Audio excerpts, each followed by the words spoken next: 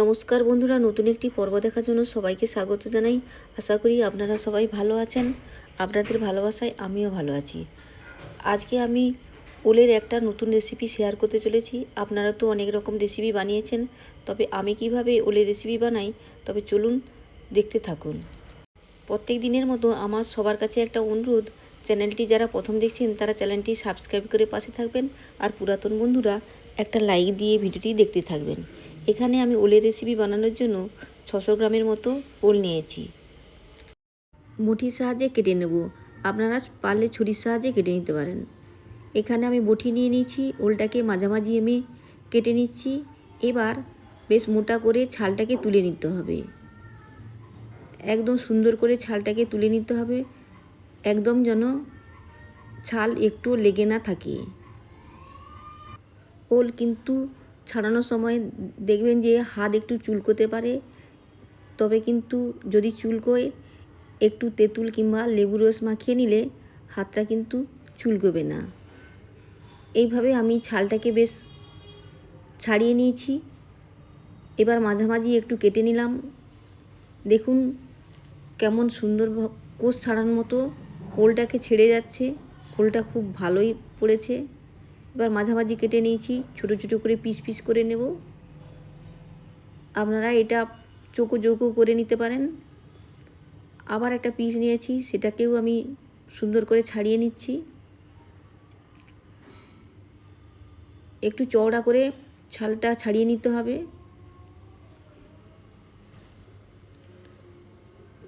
এটা আপনারা ছুরির সাহায্যেও করে নিতে পারেন।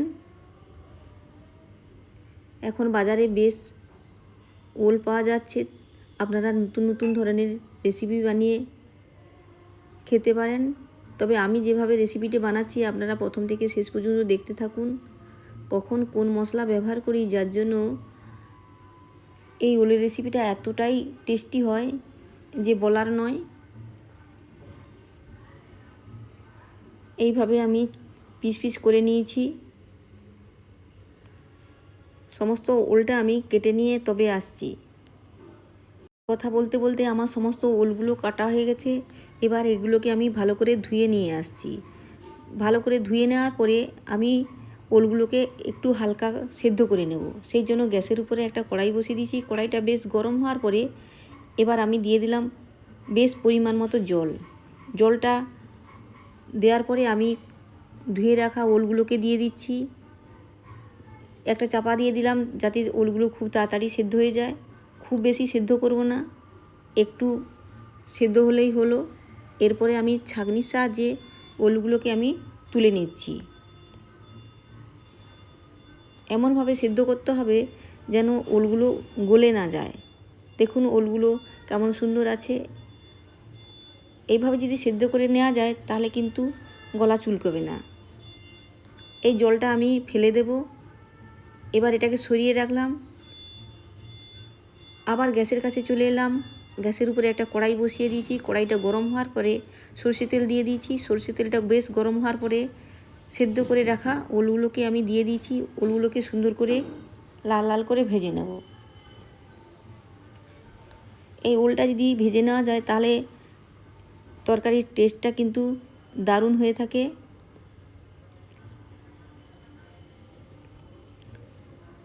সমস্ত ওলগুলো আমি প্রায় দিয়ে দিলাম।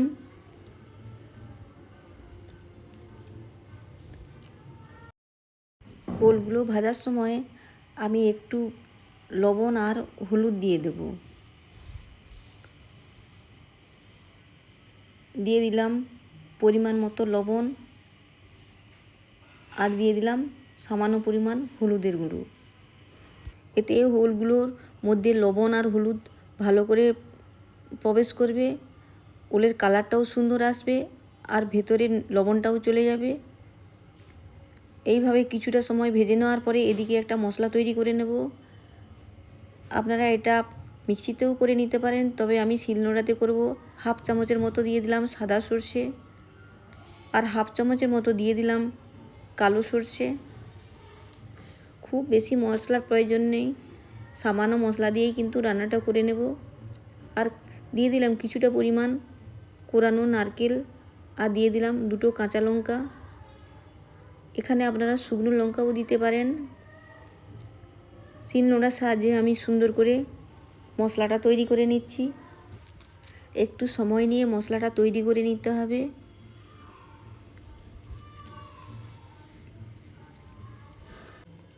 মশলাটা আমার তৈরি হয়ে গেছে। এবার মশলাটাকে আমি তুলে নেব।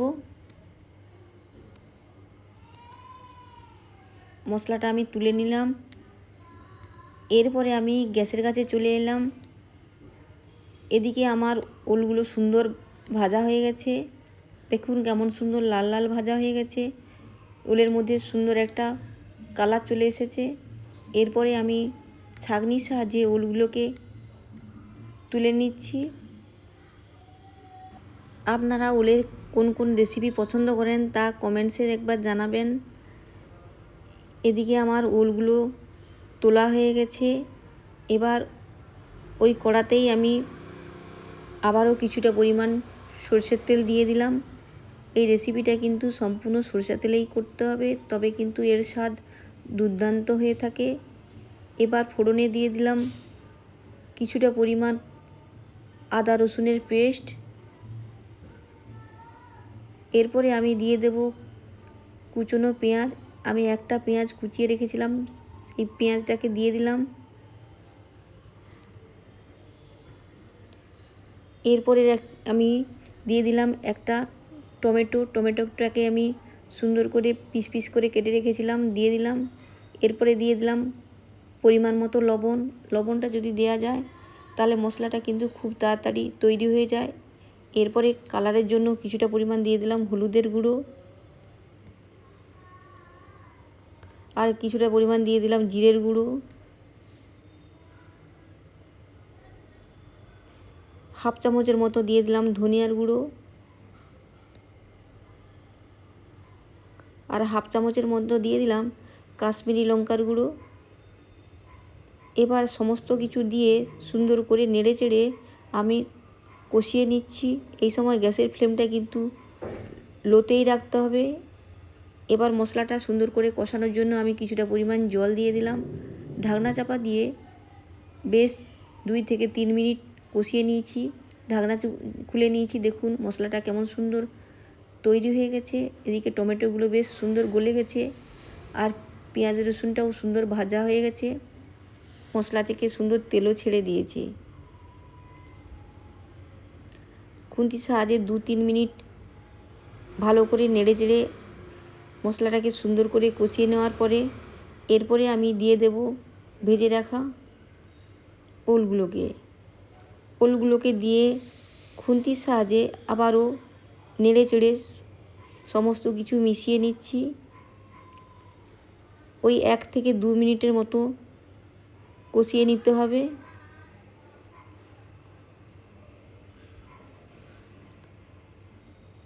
যখন ওলগুলো কড়ার মধ্যে একটু লেগে লেগে যাবে তখন এতে আমি দিয়ে দেব পরিমাণ মতো জল। এরপরে আমি দিয়ে দিলাম পরিমাণ মতো জল। জলটা কিন্তু একটু বেশি পরিমাণে দিতে হবে, কারণ ওলের রেসিপিতে জল একটু বেশি পরিমাণে লাগে। ওলগুলো যখন ভেঙে যাবে তখন অনেকটাই পরিমাণে জল টেনে নেবে। এরপর ঢাকনা চাপা দিয়ে 4 থেকে 5 মিনিট আমি রান্না করে নিয়েছি। ঢাকনা খুলে নিয়েছি। দেখুন ওলগুলো সুন্দর সেদ্ধ হয়ে গেছে। একটু ওলগুলো সেদ্ধ হয়েছে কিনা ভালো করে চেক করে নিলাম শুধু।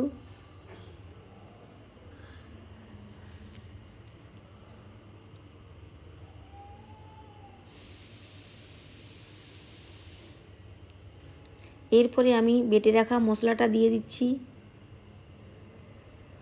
মশলাটা দেওয়ার পরে আবারও খুন্তির সাহায্যে সুন্দর করে সমস্ত কিছু মিশিয়ে নিচ্ছি।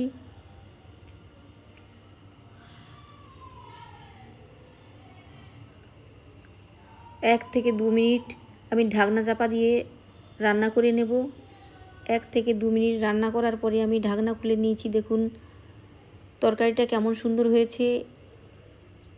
এরপরে আমি কিছুটা পরিমাণ দিয়ে দিলাম গরম মশলার গুঁড়ো, আর শেষে দিয়ে দিলাম সামান্য পরিমাণে কাঁচা সরষে তেল। এই সরষে তেলটা যদি দেওয়া যায় তরকারির ফ্লেভারটা দুর্দান্ত হয়ে থাকে। আবারও নেড়ে চেড়ে নিলাম। নেড়ে চেড়ে নিলেই তৈরি হয়ে গেল ওলের রেসিপি। এরপরে আমি গ্যাসের বার্নারটা অফ করে দিলাম। ঢাকনা চাপা দিয়ে রেখে দেবো যতক্ষণ না পরিবেশন করছি ততক্ষণ পর্যন্ত।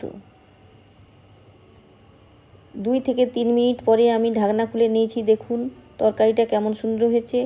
এবার একটি বলে আমি তরকারিটাকে সার্ভ করে দিচ্ছি। কেমন সুন্দর হয়েছে দেখুন, কেমন সুন্দর কালার, আর খেতেও কিন্তু খুব দারুণ হয়েছিল। বন্ধুরা এইভাবে একবার বানিয়ে দেখবেন, কেমন হয় তা কিন্তু কমেন্টসে জানাতে একদম ভুলবেন না। আজকের এই রেসিপিটা যদি একটু ভালো লেগে থাকে তবে প্লিজ প্লিজ প্লিজ বন্ধুরা একটা লাইক, কমেন্ট, সাবস্ক্রাইব করে পাশে থাকতে একদম ভুলবেন না। এরকম সাধারণ রেসিপি পেতে চাইলে আমার চ্যানেলটিকে সাবস্ক্রাইব করে রাখবেন। এতক্ষণ যে সমস্ত বন্ধুরা আমার সঙ্গে ছিলেন তাদের অসংখ্য অসংখ্য ধন্যবাদ। ভালো থাকবেন, সুস্থ থাকবেন। দেখা হবে আবারও একটা অন্য কোনো রেসিপির সঙ্গে। আজকে তবে আসি বন্ধুরা, টাটা।